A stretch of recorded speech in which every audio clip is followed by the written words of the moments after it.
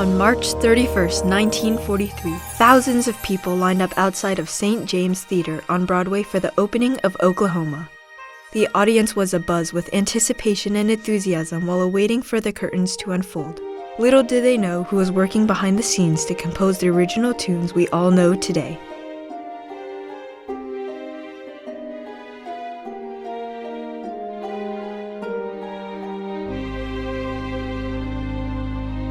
Born in 1902, a composer named Richard Rodgers became a frontier in music history by including new and unique composition techniques and collaborating with other composers.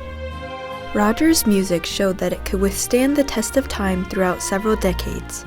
By connecting his audience to relatable content, he became the foundation for the development of Broadway and later music.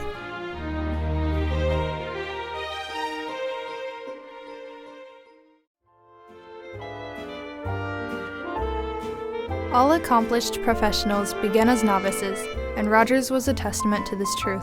He grew up in a theater-loving household, and as a result, he developed a liking for Broadway and music. Richard Charles Rodgers was born in a small neighborhood called Arvin, located on Long Island in New York.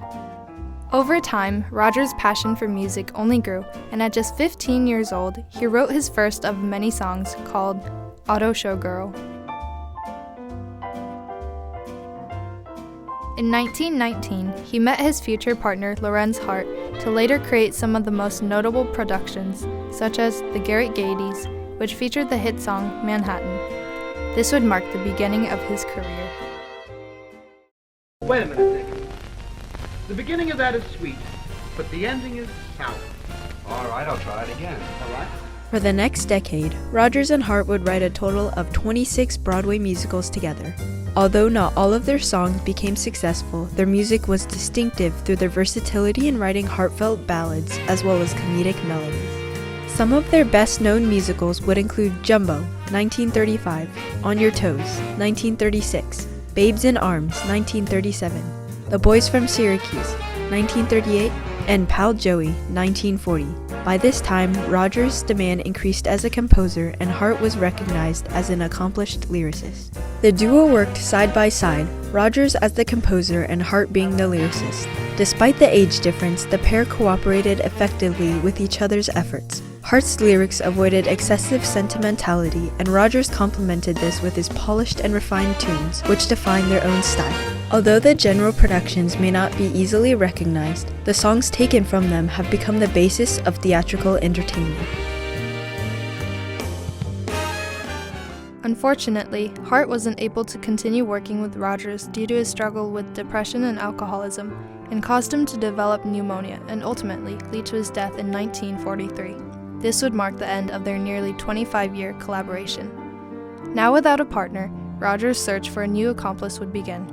Eventually, he would stumble upon an old friend, a librettist named Oscar Hammerstein II. Rodgers and Hammerstein would save the Theater Guild in 1942 by making a musical adaptation of Green Grow the Lilacs. This became their first and one of their biggest successes and would result in the Oscar-winning film Oklahoma. After their first hit, Rodgers and Hammerstein would be unstoppable, only growing in achievements. Many would say that this duo would contribute more to musical theater than anyone before them could possibly dream of. I had tremendous faith in Oscar, but I knew, beyond argument, about this enormous talent. Then, throughout the 40s and 50s, utilizing consistent storytelling, some of their most enduring musicals were born, including Carousel, South Pacific, The King and I, and The Sound of Music. Specifically, these four were the highest-grossing and longest-running theater plays of all time on Broadway, even up to today. Television remakes would only make their popularity rise. The two big hits, the first two hits, Oklahoma and Carousel, appeared during World War II. And Oklahoma was not about World War II. It was about being an American. The musical Sound of Music, of course, takes place during World War II.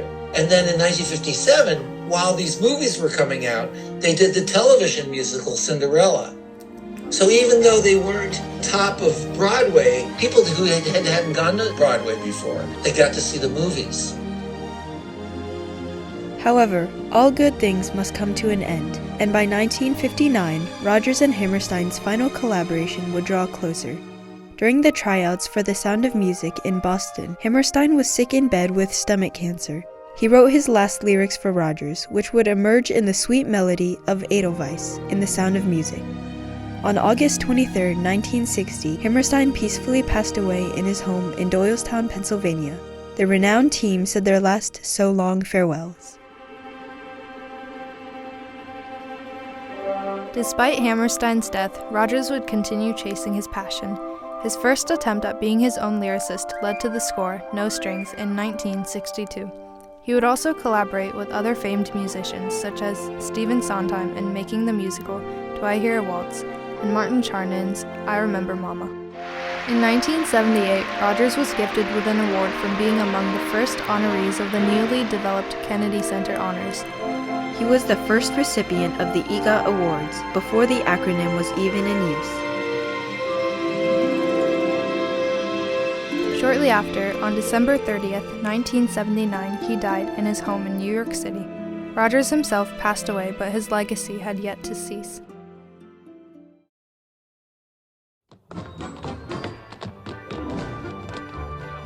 The popularity of his theatrical works would prevail, with multiple revivals being produced. These readapted versions are what allowed the original musicals to remain valuable. Oklahoma was the first show that brought together Richard Rodgers and Oscar Hammerstein in collaboration.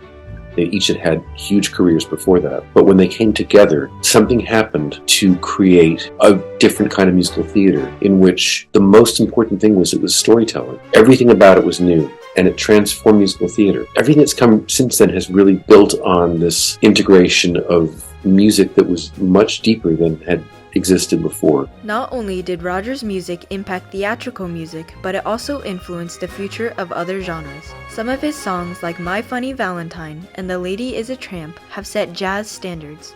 A famous saxophonist in the 1960s, John Coltrane, featured the Sound of Music song My Favorite Things on an album released in 1961, and it eventually became his most requested number. Along with this, Rodgers succeeded in producing sweet ballads and was able to collaborate with the three greatest stage choreographers of the 1900s, George Balanchine, Agnes de Mille, and Jerome Robbins.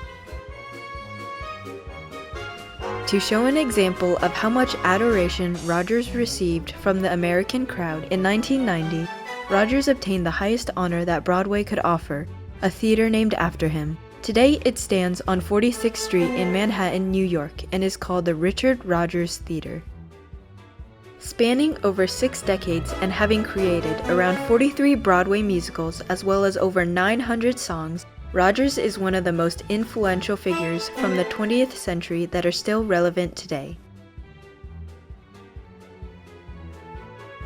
He left a mark on today's modern entertainment community through his new rhythmic techniques and harmonious collaborations. Revolutionizing Broadway was just a bonus.